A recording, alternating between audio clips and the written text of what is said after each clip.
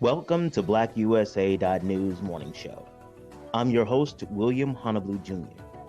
Join us as we explore the news and opinions that impact our community. We break down how the major stories have a very personal, local, and racial impact. No topic is off limits, but even if the conversation gets rough, we're always going to keep it real.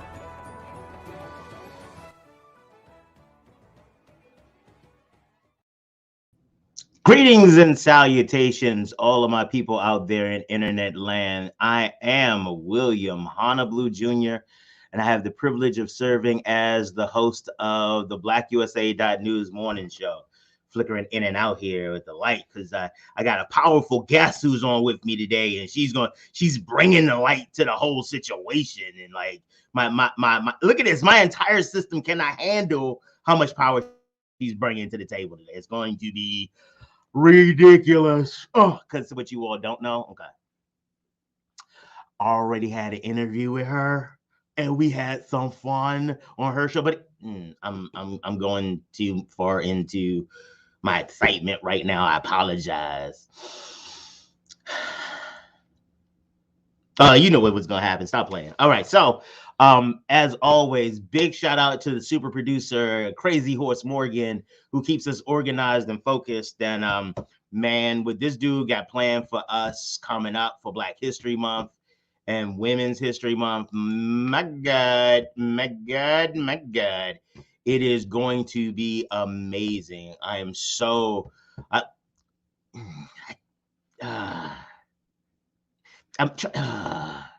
am gonna tell you. So we have we start Mental Health Mondays next week, right? Um, uh, our social worker Becca, she'll be helping us navigate through some of these spaces. But guess what?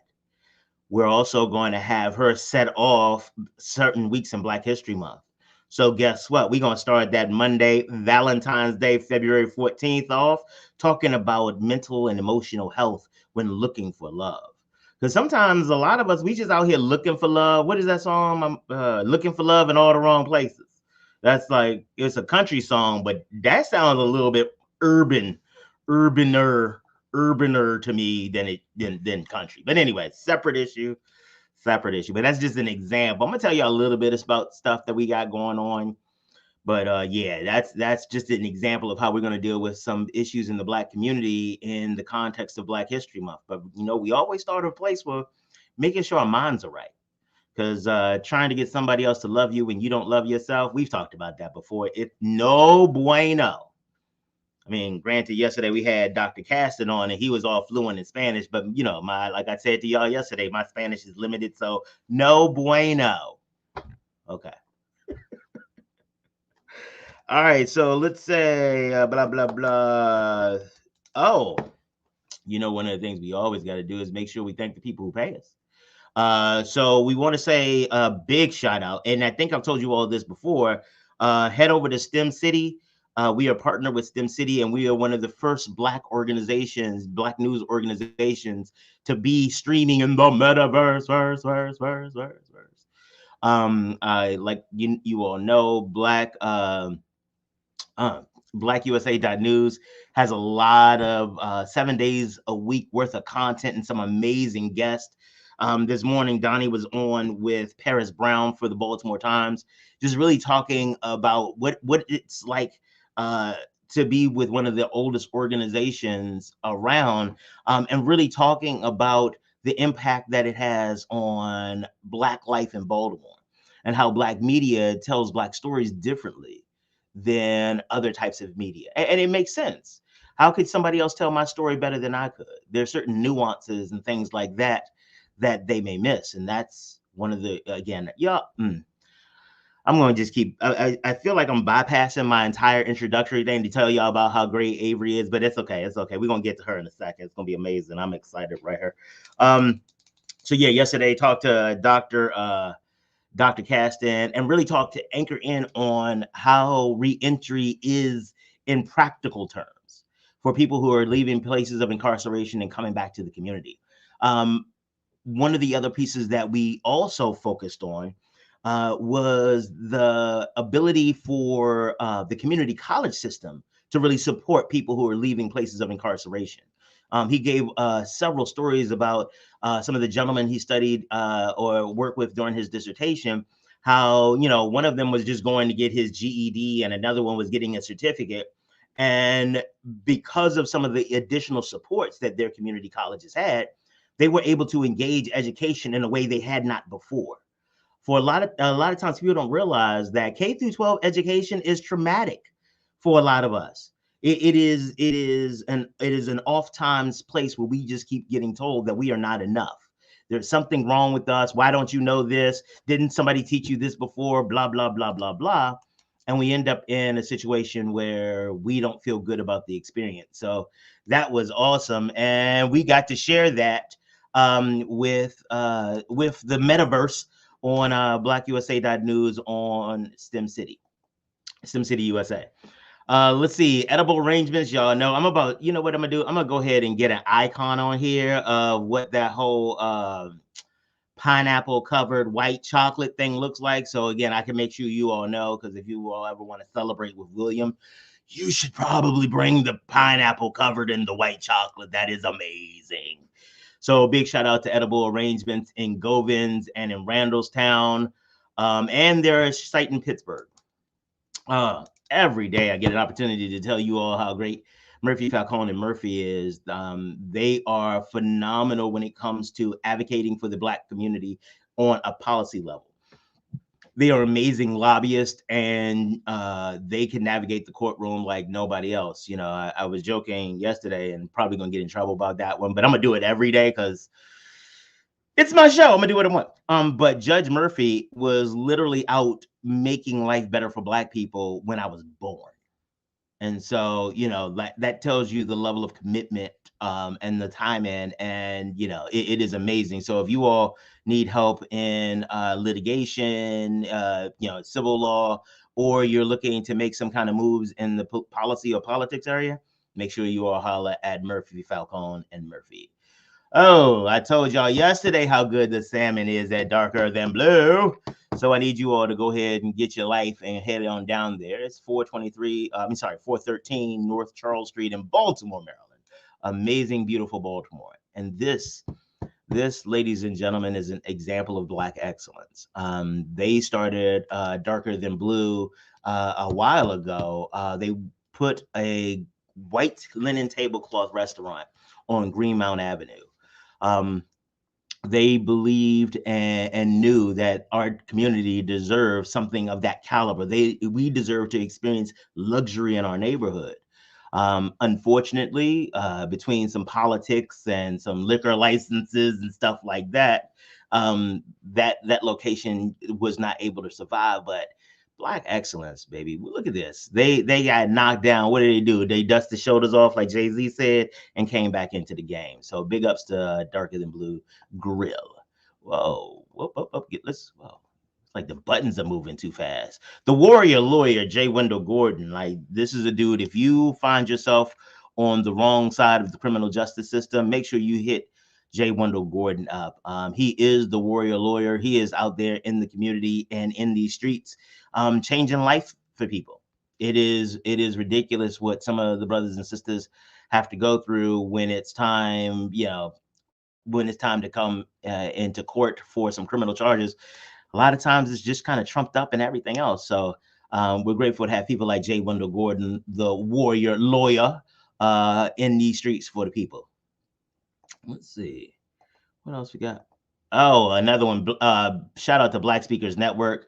Brian Oles. Actually, the cool part is that our guest today is a member of Black Speakers Network. And like I told you all before, Brian is doing some amazing things, and we are grateful to be in his company. Tonight, tonight, make sure you all check in with Donnie Glover's show. Tonight at 7:00. It's going to be amazing. STEM City USA, Tyrone Taborn. Again, we are so incredibly grateful for all of the support and being on the metaverse. Actually, I'm going to get an echo thing that says that, so it doesn't sound like me being whack. All right, so what are we talking about now? My business, yeah. The Grinding Gang, we want to help you.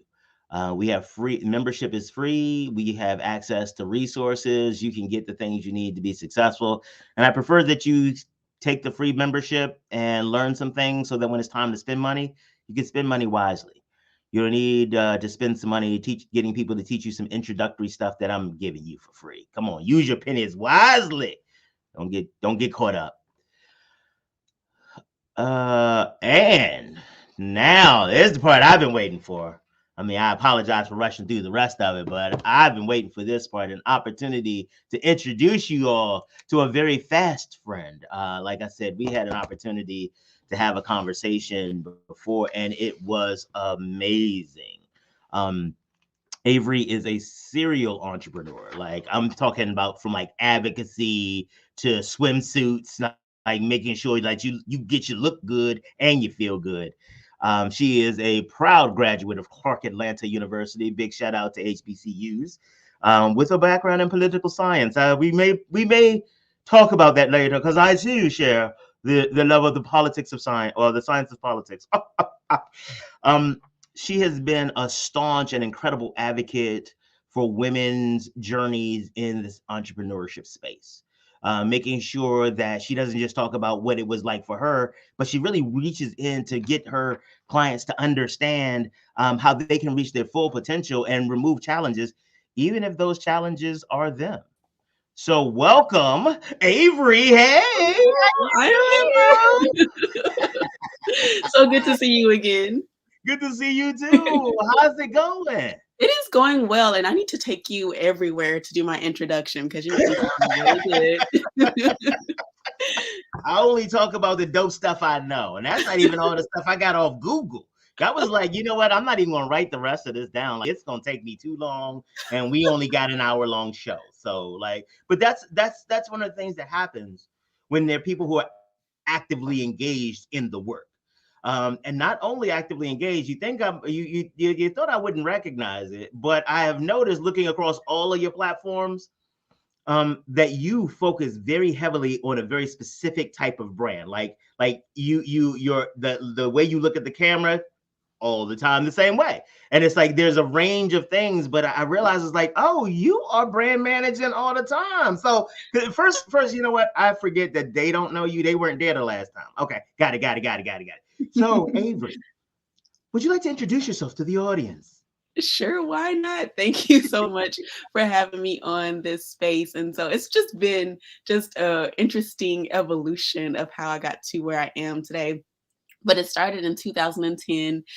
You always want to figure out how can I make some money and how can Woo. I, it starts there, right? So I started off in website design and I was Mhm. definitely immature then. It's been a long journey. Thank God for the growth. But it started off there and I really found a knack for website design and branding. And so from there it evolved. Okay, so how can I turn this into a profitable brand? And even though, yes, I did do political science, entrepreneurship was always ingrained in me, selling Girl Scout cookies, making bath salts, and selling it to my Wait, mom's. wait, wait, wait, wait, wait, wait. You was one of the Girl Scout goons? Yes, You I was was one of the knocking Girl on your Scout door. goons?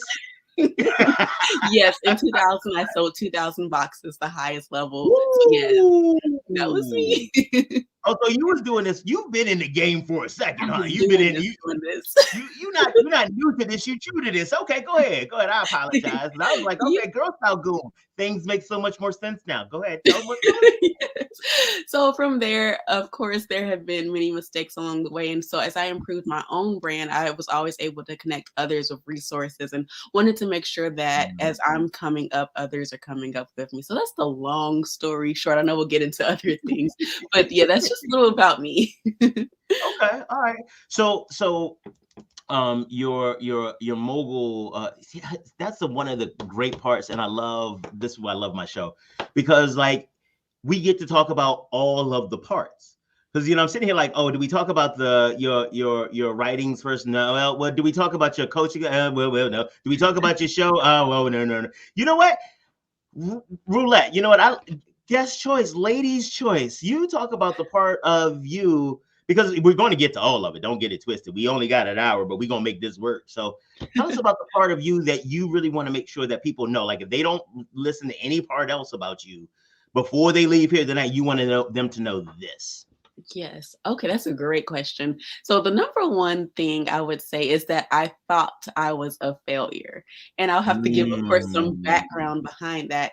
So as I progressed in life, figuring out exactly which way I wanted to go, there were many endeavors and entrepreneurial businesses that I tried. So my fashion boutique, because I thought I was going to be a fashion designer, right? So I was like, oh, you right. know what? Let's open a boutique. That didn't work out. I can literally book a trip in under 30 minutes. I was like, "Oh, let's open a travel agency and plan trips for other people." Well, I had a booking, but they had to cancel for several reasons. So that didn't work out. And all these other ventures, I was like, "Okay, well, maybe entrepreneurship is not for me." But the problem Mm, was I hadn't found my true purpose. And number one, my purpose was to, of course, again, connect minorities with and Black people specifically with the resources that they need to have a profitable business, have a strong brand foundation.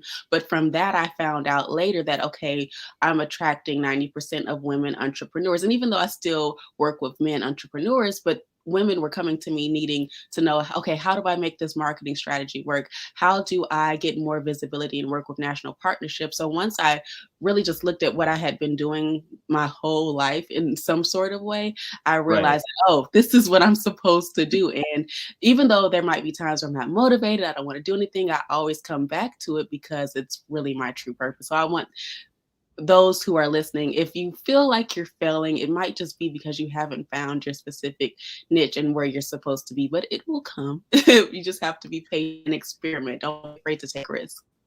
And that's one of the consistent things that I hear about entrepreneurs, no matter how successful they are, that this is a game of odds. Like there are going to be numbers of failures, and some of them you won't be able to walk away from well. Mhm, But it is the how do you process through the failure? How because I was talking to a friend of mine mhm, today, and she was saying that one of the things that her son he has ADHD, and one of the things that happens with him often is that you'll say something to him and he'll hear something totally different. And so you'll say that I don't like what you did. It's like you hate me. I'm a failure. And one of the things that I was like, well, wait a minute. Well, let's ask him like while you push back on is like, okay, this is not what happened. Why don't we push back on him? It's like, and when you fail, what's wrong with that? mhm, Tell me what's mhm, wrong with failure. Because clearly it is enough to trigger him. The concept of failure is enough to trigger him. So if that concept is enough, what happens when it actually happens in real life and you can't say no, you're not no, actually you are a failure. Yep, you have failed. But how do we get through that? And it sounds like part of your advice is like, hey, just keep pushing. It's like mhm. what is that movie, Finding Nemo, just keep swimming or whatever. Yes.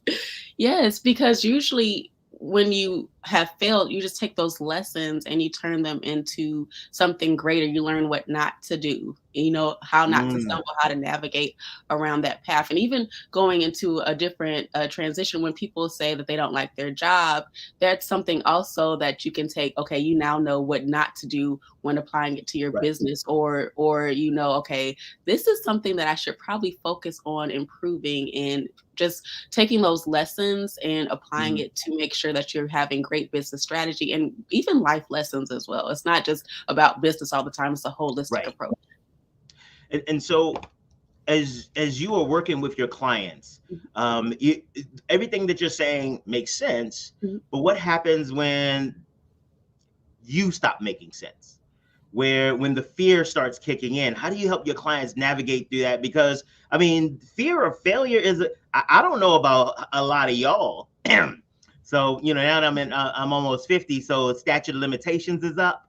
But when I was young, I used to catch beatings for like, why did you, especially if it's something like spilling something, knocking something over, wasting food or whatever, you'd catch a slipper or a shoe to the head, you know.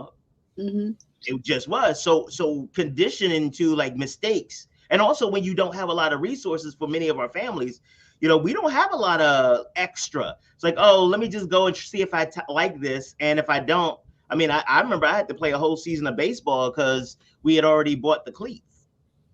And so how do you help your clients get through that kind of fear part, that kind of I don't know if I'm able or capable, or or even the trigger from what has happened to them in the past?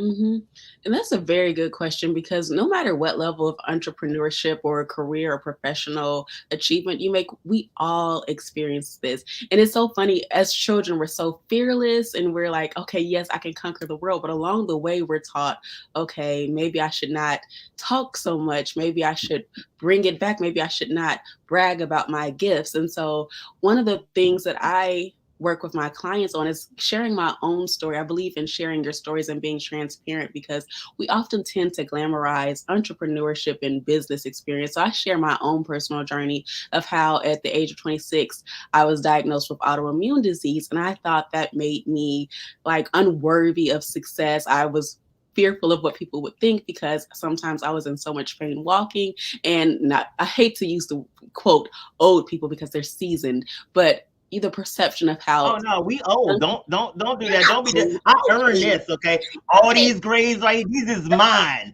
Men.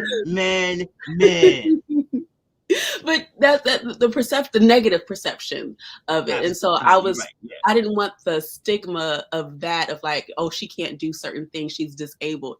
And so I had to tell them how I overcame my journey. Number one was sharing with my audience, okay, this is what had happened to me, because when you hold stuff in, it really does take a toll on you, and it eats you up from the inside out. So number one, talk about it. You about to have do you want to just stop talking about you the rest of the point? Just talk about that, because you be bringing up points. Okay, no, go ahead. I apologize. Go ahead. Because so number one was sharing my story, and then also pouring back into myself, because the mindset is the number one determinant of your success. It doesn't matter if you have all the knowledge and skills. If you don't think that you can achieve it, you won't go anywhere. You won't achieve anything. Right. See, like, a lot of times when you see kids who are like my youngest son, I love the fact that, again, I have a microphone. I can tell all their business and they can't do nothing about it. Like, they might end up in the comments, but you can't stop me. So my youngest son was afraid of jumping off the third step until he was like 12. He made a goal for himself that by his 13th birthday, he would jump off the fourth step. But he is like, you're taller than this. Like, it literally, you could make you could step jumping, but for him, it was like he wasn't ready. And no matter how old he was, I mean, you play lacrosse, you play basketball, but that third step was a mental block, had nothing to do with his true capability. And when we talk about examples like that, it's like, oh, that is weird. But how many times you haven't sent out a resume?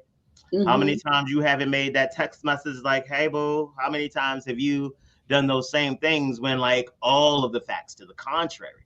So for you, how do you manage that mindset to not to learn from the failures, to own them, but to still find a way to move beyond them? Like, you keep messing with my lights. I appreciate you. You giving me power. Oh my God. So my number one advice for that is just to do it scared, and also to have someone who can encourage you when they see more in you than you see in yourself. And for me, that's been my mom. So I'll give you an example of, if I had let fear take over, I wouldn't be to the place where I am today. So last year, I applied for the AARP Bridge for Billions Foundation to work with their entrepreneurs. Oh, and yeah, so yeah, yeah. like, okay, I know these are seasoned entrepreneurs who are working on their business. I was like, well, are they going to accept a little 30-year-old? Even though I know what I'm talking about, but will they see me as an expert? I was like, okay, you know what? We're just going to apply anyway. We're going to do our best on this application. 1 month later, I was accepted into the program, and two of my mentees are now, yes, they raved about me, and they said that I was one of the best mentors, because a lot of people didn't even show up for their mentees. So now, not only was I able to impact 2 lives, and they were very excited about their results, now I can brag about, okay, yes, I worked with a national organization, AARP, and put that on my professional resume. But if I had said, okay, no, they're not going to trust me. No. You think you slick. Again, brand management. You talk about put it on your professional resume. I seen your website. It is right there. And I noticed that was that logo size was a little bit bigger than some of the rest of them. Again, when I tell y'all, like, I like, because, I do this and I go back and I look through people's stuff and I was like, oh, look at her. Okay, I see what you're doing.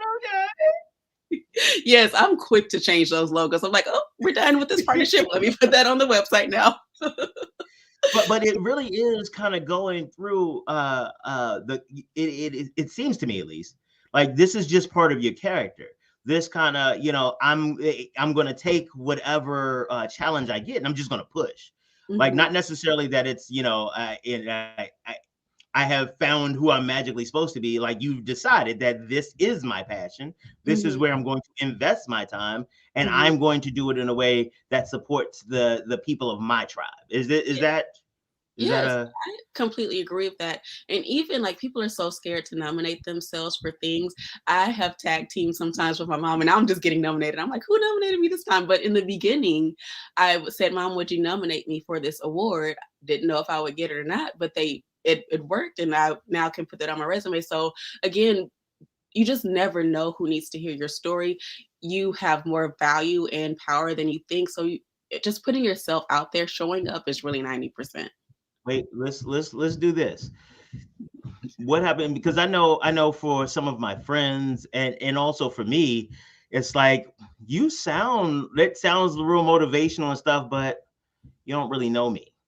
You don't know how bad my situation is. It's nice that you all made up and brand managed and support system. You got your mother and you got a team of people and you can get contracts, but I'm not you. I don't have a this, I don't have a that, whatever it is that you say you have. I don't even have the wherewithal to get out of bed some days. And you talking about just work through it. So I appreciate your help. So what do you say? I mean, because that's a very real perspective. It's like I have tried heart, soul, blood, and tears. And it just keeps coming up bupkis. So when do you so how do I navigate from your clients? How would you advise them to navigate through that space? Well, I would say, because yes, it might seem like I have it all together, but according to my perspective, there's still so much for me to do. And so where I am now is definitely not where I started. There were times, and there's still times where I'm like, I can't do this. I don't want to do this. I'm not motivated. Am I making the right decision? So again, no matter what level you're on, people still experience this. I remember there were many times when I invested in my coaching experiences and I only had pennies to my name. And I'm like, I was stressed. I don't know how I paid for it looking back, but I was like, okay, we're just gonna try to have to figure this out. Sometimes I just said, okay, you know what? I need to take this week off. I can't do anything. I'm not good for working in the business. And again, I still have that literally coming off. I was supposed to officially get started back in the business January 1st, but I still needed to work on some personal things, some mental health things. And I was like, okay, you know what? It's okay that I'm not getting all these tasks done today. I'll put it on my list, make sure I come back to it later. So you're not always going to have those days where you feel like you're on top of the world. What I work with my clients on doing is that accountability piece. And so that's again why it's important. Even if you're not able to invest in a coach right now, just start with baby steps. We really tend to discount the baby steps that we make, whether it's reading a book on mindset, whether it's looking on YouTube for business strategies. And even like I have free courses that will help individuals get started if they're not able to take that next step in their brand. So you just start where you are. Don't be hard on yourself if you're not able to be at the level that you want to be, because it is a process. I remember someone saying that their overnight success took 15 years. And so Yeah. it's not gonna it's not One of the people that said that was Sam Walton of Walmart. They said he was an overnight success. He's like, yeah, it was overnight, but that night was like 15, 20 years. So like, right. yeah. Yes. And when you're in the trenches, it doesn't seem like you're making progress, but you really are if you look back and see, okay, wow, even if it's just getting your website up, that's something, because that's the number one driver that people are going to look at for your business. So little things like that are really big steps to the overall, I'm not going to say destination because it's evolution, but the next hurdle, the next milestone in your journey. So again, talking about the navigating this emotional space, it can be treacherous. So Mhm. I appreciate you sharing about how to stay positive and things like that. Oh, by the way, we do shameless self promotions here. So if you want to stay positive and some mindset stuff, literally at the Grinding Gang for free, we have an entire mindset course. So I just FY, if you want to get your mind right, you should probably stop by grindinggang.com. But one of the things that you shared that I think is really important is the way that accountability is done. So, and the way that you described it, accountability isn't a bad thing. It's not a bullying thing. It's not a hurdle. It is actually a mutually engaged upon thing. And so when you are doing accountability with your clients, what does that look like? Yes. So what it looks like is usually they, depending on what level they're in, but if they're for the 90-day brand mastery program, we do 2-hour sessions. And so it's also coupled with a brand course. So they're learning without me and then they're learning with me. So I tell them to write down all of their questions. And then I don't leave it just on them. I do an assessment of their brand so I can see the gaps and identify any challenges that they may have. So that way we can create a plan of action and track their progress. So it's like I guide them step by step to get to their desired goals, and then also maybe think about goals that they haven't identified for themselves already. So I and I you know what the thing is, people don't realize that even your favorite coaches have coaches. For my clients, I provide a bird's eye view for them, and then when I invest in people for myself, they provide a bird's eye view for me, because sometimes when you're in your business you can't see the full picture, and that's why having a coach or someone, a mentor, to see what you can't see is very essential.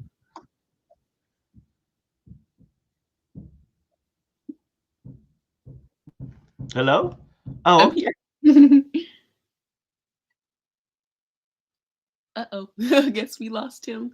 But that, I believe that is really important to, again, if I hadn't had a coach or someone to see that for me, I would not have made the progress that I have done so far. It really did take an accelerated path for me, because I think I've had maybe 3 coaches so far, and it really did accelerate my trajectory, my path, and gave me more knowledge. And I can also take that knowledge and work with my clients and give them that what I have learned along the way as well. That actually is really helpful because one, especially when the TV goes off, I mean the signal stops and you keep flowing, that is pretty good. This is one of those things that we talk about understanding how things actually work in real life. So I am grateful for the ability and the competence and all of that other good stuff, while I have repeated technical difficulties. This whole technical stuff is about to get on my nerves for real. I be damned. A love-hate relationship. I you know what right, like and so this is a real part of business though. Mhm, Like this is one of those moments was like, oh my god, like why would anybody work with me? Like I don't even have good strong Wi-Fi and blah blah blah. And like, oh, Avery is gonna be like, dude, don't go on his show. His Wi-Fi is all sucky and stuff like that. Like that's a very real possibility. mhm, And so I didn't plan this, but it actually works very well into our discussion about failure.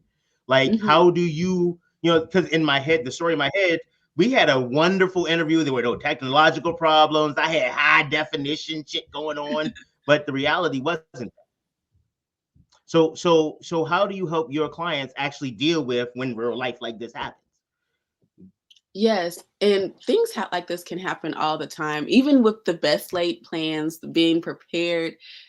One thing I tell them is to not panic, because again, especially with technology and with everything going on, you never know what can happen. So one thing that I do is have a backup plan. Sometimes you might have to go to another platform if it's virtual, or maybe you just have to be transparent and say, okay, this is not working for whatever reason, we're going to reschedule this date if it's like a workshop or webinar, and then maybe here's a bonus to compensate you for your time. So having a backup plan and making sure that you're Mhm. heavily focused on customer service is very key.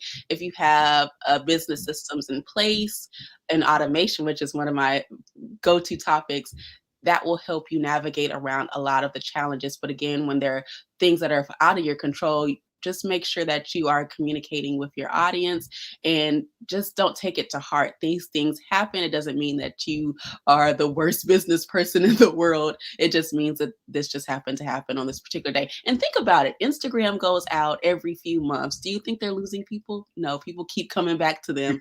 And we know that they're going to have another blackout. And I told my audience before the blackout happened, I said, it's coming, wait for it. And then maybe like 2 or 3 weeks later, the blackout happened. And it's one of those things because I've learned that there are stories that we tell ourselves in our head about how things are going to be, and oh, it's going to go like this. And my experience has been that many of us have not been taught how to navigate the space when the story doesn't happen. Mm-hmm. When whether it's oh, we're gonna have a whole technology free issue free session, or it's oh my God, when I ask her to marry me, she's going to say yes, or it's when I get my contract and I show them how well my business will change their opportunities, they're gonna just sign off on it, and then we show up and the proposal is like, well, I need to think about it. Mm-hmm. The contractor is well. Why is your price so high? It's like, wait, don't you see how wonderful this is for you? Yeah. The doctor's visit when I've been working and eating right and exercising, and I get on and I still need to turn around because I don't want to see the number on the scale. Mm-hmm. Like, those are real. Some of those are related to me, but don't try to speculate. Okay, mind your business. I'm sorry. There are people in the audience I need to tell mind their business because I was sharing a little bit too much and they was going to ask me questions afterwards, and I didn't want that to happen. So anyway, but like for you, what do you tell people? Yeah, and I have a good example that just came to mind about technical difficulties. And I was like, in that moment, I was like, oh my goodness, but you have to keep pressing. So I had an event last year, and it was that Friday night was going to be a fun night, interview panelists, and then talk about our awardee of the year. And so that night didn't quite go according to plan. And I'll tell you why. Okay. So during the panel, only one person showed up. And we were like, okay, I had to keep it going. I was like, okay. And so I had to end up, and that part wasn't under my control because I was letting the director take advantage, and it was going to be her panelist. And so I was like, okay, next year, maybe I'll just bring it back to my control, make sure that I have the people in place that I need to make it go smoothly. But in that moment, I was like, Lord, I hope this does not allow people to be discouraged. I hope they come back the next day because it was a 2.5-day event. But at that moment, I'm like, this technical difficulty, people were going in and out. Only one person was interviewed. I was like, you know what, this is janky, for lack of a better word. But I didn't let that deter me from making sure the rest of the summit flowed smoothly. So again, these things happen. The best laid plans, I have been planning for months, and still something came up. So you just want to make sure that you don't let that discourage you from the greater purpose that you have. And I think you had another question. I want to digress. Yeah, let me. But you know what? Forget that other question. Let's go with this one. So you talk about don't let it get you down, right? You're talking about that, but there are a lot of times where I don't think we pay attention to the difference between letting something get us down and quitting and strategic retreat. Mm-hmm. And so sometimes so that example of the technology and how things went wrong, that's a great example of just pressing through. But there are times where, I had one gentleman, he was a client, and somebody referred him to me, and he was like, he's been working on his business for 19 years. And he hit $20,000 in annual revenue 2 years ago. But he's been working on this for literally almost 20 years. Mm-hmm. And it was like, maybe you should stop. Like that, because the where he was trying to go was not aligned with the resources experience that he had. Like there's this quantum gulf of space. So for you, I'm sure there have been projects that you've started. I know we talked about those separately, but there are projects that you started that you were just like, you know what, this is not for me for whatever reason. Mm-hmm. How did you know that? By simply asking. And it's with that example that you gave, it seems like for it to be that length of time, there was a disconnect. And you said it again about alignment. with what he offers and maybe what his audience needed. So maybe he was in the wrong ideal audience, which is one of the number one things that I talk about with my clients, because that really does set the foundation for your brand messaging, for your marketing, what you offer. So if you don't have those core things in place, it's going to mess up the whole brand. So again, it's really important to make sure that you do that research early on. And then even if you have one idea of what your audience has in the beginning, they evolve over time. So continuing to ask, continuing to poll, asking, okay, would you like this program, to make sure that you are actually providing what they want and what they need. And then that way you won't have a disconnect later of, okay, I'm going to work on this, the offer, the pricing, everything, marketing, and then it turns out they don't even want it in the beginning.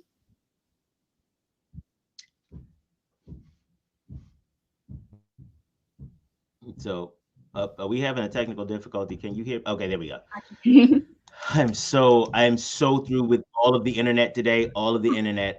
Yeah. Anyway, um, when they are looking through trying this management of brand and really trying to figure out what their clients want and making the back and forth with them.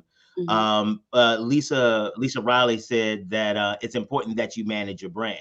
But one of the things that I talk to people about is that you don't actually own your brand. So like you might own your brand element. So like McDonald's owns the arches, that whole golden arches. That's a McDonald brand asset. But when I see those arches, they make me want French fries. When my baby sister sees those arches, it makes her want to throw up, because but it's the same logo element, it's the same brand element, but the brand, the impact of those elements is mine. I get to determine how valuable your brand is because it is the impact that those arches have on me. If my sister is your target customer and you have those arches, it sucks to be you. Because it's like me and hummus. If you make the world's best hummus, I'm not going to eat it. I don't care. It's hummus. Why would anyone eat hummus? I don't get it. It's not for me. So as you are navigating with people and really helping them kind of get this mind thing about their brand, how do you coach them to figure out what does your client want? Like, not just what's your website, what's your logo look like, but like, who cares? Like, how does it make them move? How would you advise someone on that type of situation? Number one, I would say, and it's an underutilized tool, surveys. If you have like a series of 5 to 8 questions asking specific things like, okay, even about price point, you can ask about that, even though that might not be your price point, but you can maybe offer some lower end on-demand courses for those people in that segment. So just getting an idea of their demographics, what they like, their preferences, what they need, their number one challenges in whatever you offer. Knowing key things like that, you can craft messaging, you can craft offers based off of that. And then it's a psychology thing. At the end of the day, you can throw those challenges back on them and say, my services provide X, Y, and Z. Oh, this is what you said in your survey. This is what I offer. So people underutilize surveys. You can even do it in an Instagram poll. You could do a this or that, and you can make it like a fun little challenge. And even one thing, I'll give you a free game. On my website, I have a brand quiz. And so it's called Brand or Scale. And by the end of that quiz, they know exactly. I'm sorry, what is the website that they can go to get this information? Please tell us what is the website name? www.BlackWomenMoguls.com. So if you scroll to the end of the, scroll down a few pages, you'll see that brand quiz. And that quiz tells you whether you're in the branding phase of your business and the scaling phase of their business. So that it does 2 things. Number one, it lets the person know, okay, I'm in this particular phase. Oh, Averri has a course that's directed specifically for this result. And it allows me to collect their information and give them specific recommendations for what they might need specific to their problem. So you can take that same philosophy, and it doesn't have to be that in depth, but take that same philosophy, apply it to your own brand. And that way, you know exactly what your clients need. And to that point, one of the things that I think surveys are an underutilized tool as well. One of the other underutilized tools as well, it's crazy, talking to people. not talking to them. Because people are like, oh, well, I looked at this data, I looked at that data. And so I was like, so who is, when I walk people through their target customer, one of the big things is who is the person? And they're like, oh, well, I named this person. You didn't name nobody. Who is your customer? Like, who is the person? Because if tomorrow I'm like, let's launch your business, you got to call somebody. You're getting money from a person, not an ideal. And so you need to be able to turn that over and to engage them effectively. And so I love what you're saying about ask somebody about ask your target customer, because you making up a story in your head is just like being in a relationship with somebody that's like, she loved flowers, and because all women love flowers, because this is part of my story. I thought my ex-wife, because all women love flowers and it made them swoon and they was all happy. And so I went and picked out I spent time picking out each individual flower. It was beautiful. And I was like, oh yeah, who is the man? Perfect. It even had little baby breath and everything in it. It was like, oh. And then I brought it home. I was like, hey, and this is before we got married. I was like, hey, baby, here you go. Random Tuesday. She was like, oh, that's nice. I'm washing dishes. Just sit them over there. I'll get to them later. What? The story in my head didn't come true. That was it. And I think a lot of times that happened with entrepreneurs. I brought flowers to this mythical woman who loved them, as opposed to my wife or my fiance at the time, who probably would have loved a Hershey's with almonds so much more. And you know what? You bring up a very good point about the love languages, and you have to speak the love languages of your client or customer. We always hear about love languages for relationships, but you really do need to learn about what your client or customer loves. So I thought that was a very good analogy to just demonstrate people receive things in different ways. I appreciate it. Yeah.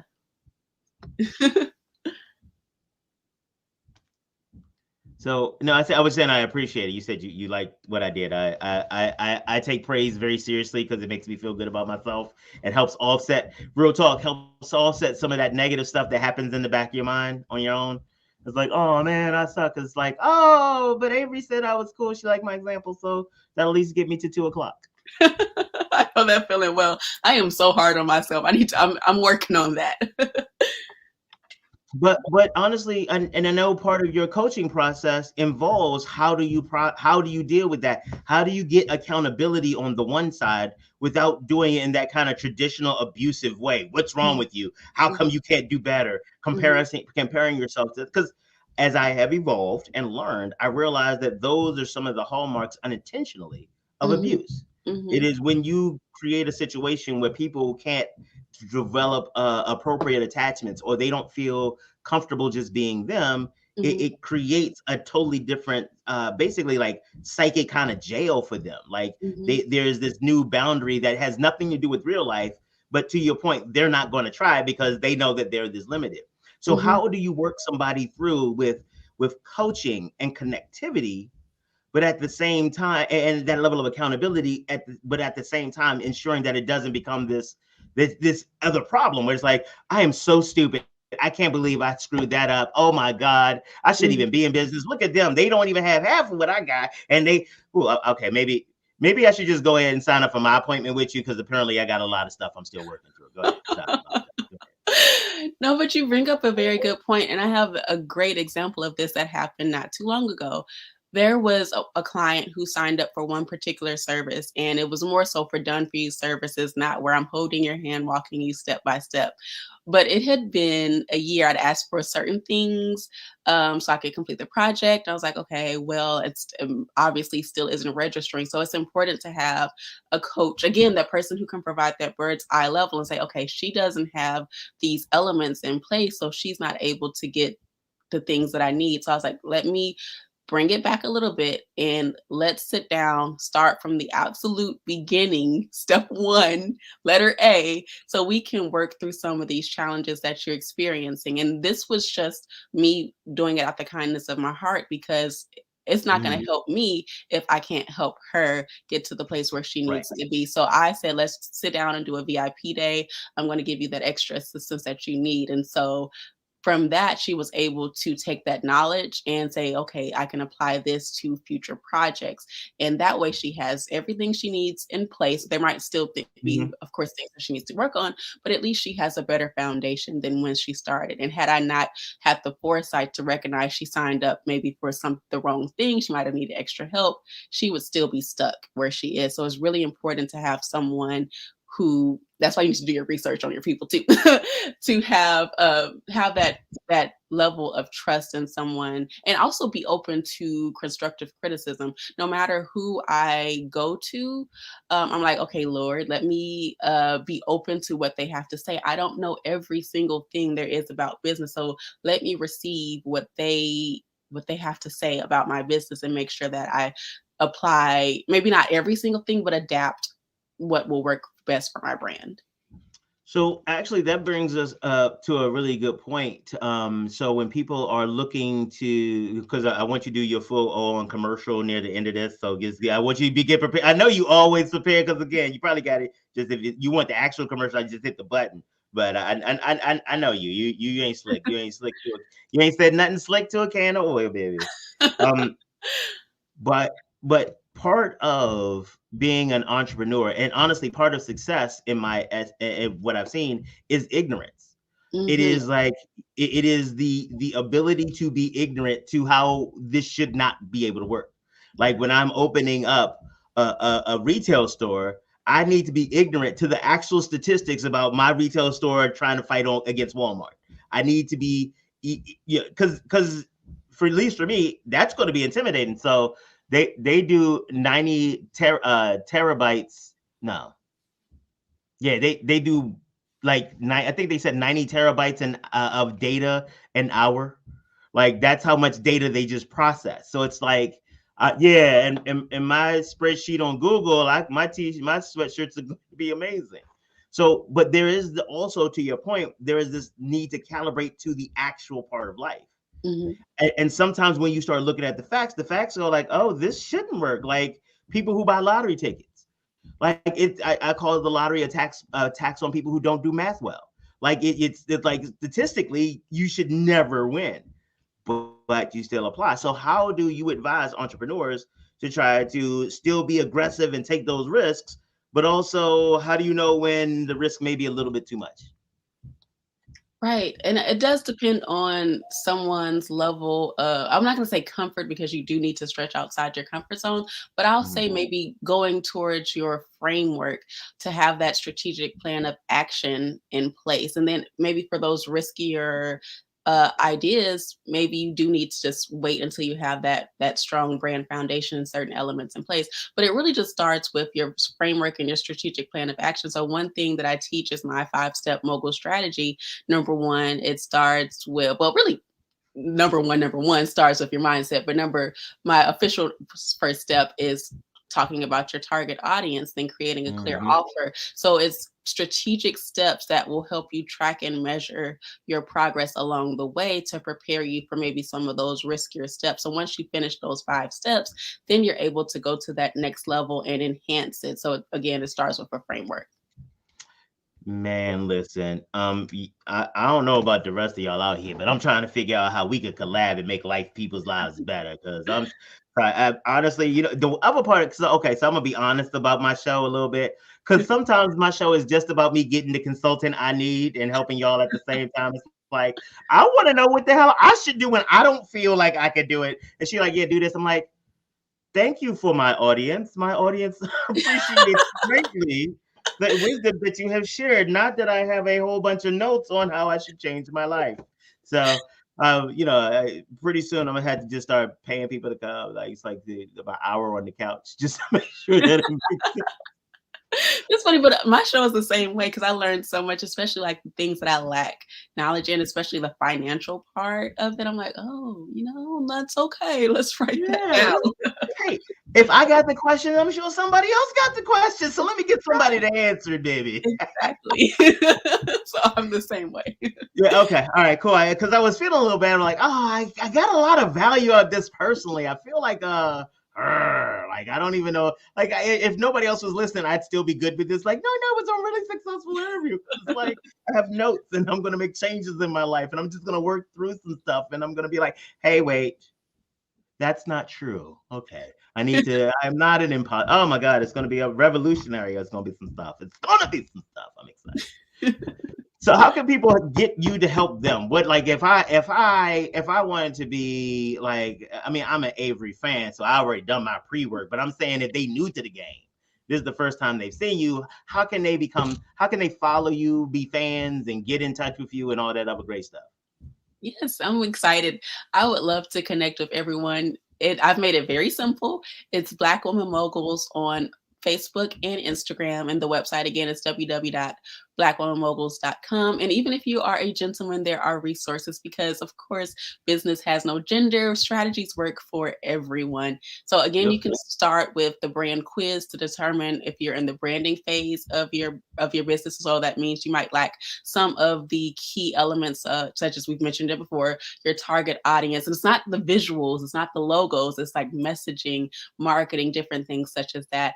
Or if you're in the scaling phase, which a lot of people don't know, scaling means you're growing rapidly, your workload might be increasing. So you might need more business systems and automation in place to take care of some of that manual work and free up more of your time. So you can start with the brand quiz. And then there are also 2 free courses, Brand Like a Mogul, Scale Like a Mogul, depending on what phase you're in. And so you can learn more about my 5-step mogul strategy, and then also learn how you can begin your business systems and automation. I actually give you the blueprint of how to start that for your brand. You better get on her website, Black Women Moguls. Like that. Did you hear all that stuff she got? All that stuff she got. And if y'all just still sitting there and not going to her website, then I got questions. I got questions about what you're doing. Why are you doing it? All this stuff on her website to help you blow up your business, voluminate it, voluptuate it, and any other random word I can make up to make it bigly. Make it bigly. So yeah, make sure you all go out and get the support you need. Like I tell you all the time, go out and talk to everybody that you can afford to talk to, because as the CEO of your organization, of your life, the only thing that you bring to the table that nobody else can is the ability to make decisions for it. And in that, you need to talk to people. That's how you get more information. That's how you get better at making better decisions. So Averri, oh my God, you absolutely, with the stuff we got planned for March, you damn sure coming back. Like if I gotta come and kidnap, I mean, not that I would do that necessarily, but just make sure you reply to the email, okay? Just gonna You have say, my permission. yeah, you just might want to reply to the email, y'all. I'm just saying, no threats. Just it's a good idea. It's a good idea. It's a really good idea. Well, you have my trust and faith, so I won't answer. Oh, thank you so much, Averri. I've had a wonderful time. Ladies and gentlemen, Averri Simone. That's me. I'll talk to you later. Bye. Bye. Again, we look at us. We did it all over again. We had a great show. Tomorrow we're going to be talking to Trey Kearney. She's a healing agent, and we're going to talk about the no side chicking movement. That's a thing. That's a thing. I'm gonna go ahead and I'm gonna pray on it tonight before I open my mouth tomorrow. Like I'm gonna go ahead and get on my knees before God, because this is a subject sometimes it doesn't go so well, but we should see what happens. All right, ladies and gentlemen, boys and girls, children of all ages, thank you so much for joining us again on BlackUSA.News Morning Show, and make sure you hit up Averri Simone at BlackWomenMoguls.com.